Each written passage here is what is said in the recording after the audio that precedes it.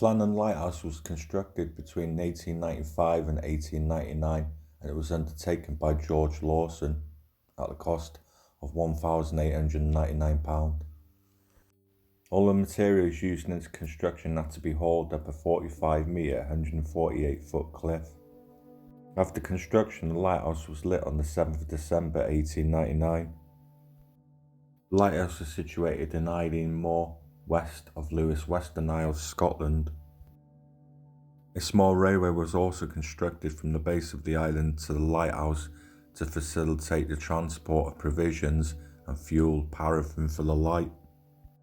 Cable-hauled railway was powered by a small steam engine in a shed adjoining to the lighthouse. A railway track descended from the lighthouse in a westerly direction and then curved around to the south of the island.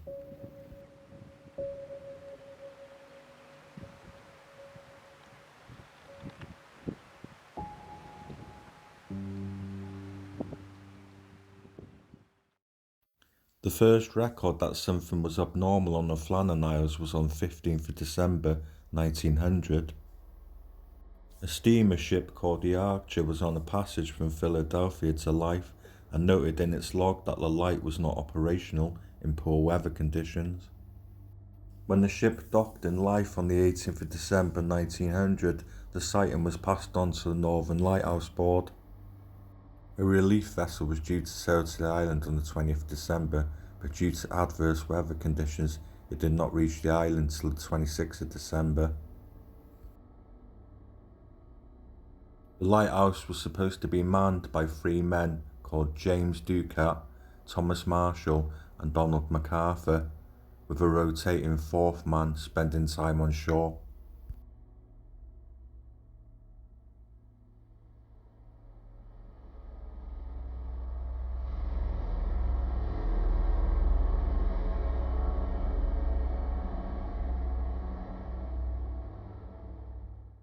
The boat was launched and Joseph Moore, the relief keeper, was put ashore alone. He found the entrance to the main gate compound and the main door both closed, the beds unmade and the clock unwound. Returning to the landing stage with the grim news, he then went back up to the lighthouse with Hurstbus, a second mate and a seaman. Further search revealed that the lamps had been cleaned and refilled. A set of oilskins was found suggesting that one of the keepers had left the lighthouse without them. There was no sign of any lighthouse keepers neither inside the lighthouse nor the surrounding areas. They left scratching their heads, thinking how could 3 lighthouse keepers disappear on an island in the remote Atlantic Ocean. The telegram posted by the Northern Lighthouse Board on the 26th of December 1900 it stated a dreadful accident has happened at the Flannons. 3 keepers have vanished and disappeared from the island. The clocks were stopped and other signs indicated that the accident may have happened about a week ago. Poor fellows, they must have been blown over the cliffs or drowned trying to secure a crane.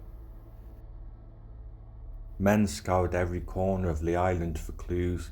They found that everything was intact at the east landing, but the west landing provided considerable evidence of damage.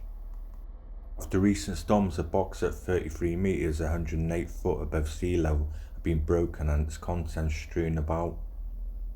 On the railway track, iron railings were bent over the iron railway by the path was wrenched out of its concrete and rockway and Moorling a 10 had been displaced.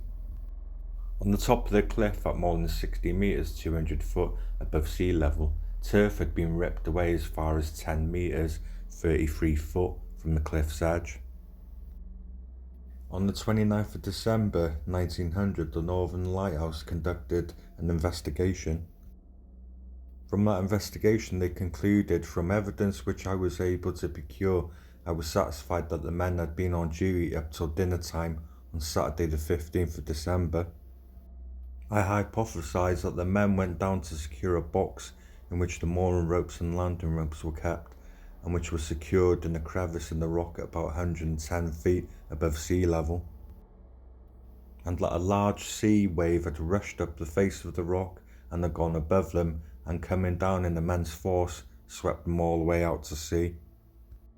But many believe that this wasn't the true account of what may have happened. Relief lighthouse keeper who went to search for them states, "We only saw a table spread for dinner, meat and cheese and bread, but all untouched and no one there." And it had looked like they had hastily left the lighthouse.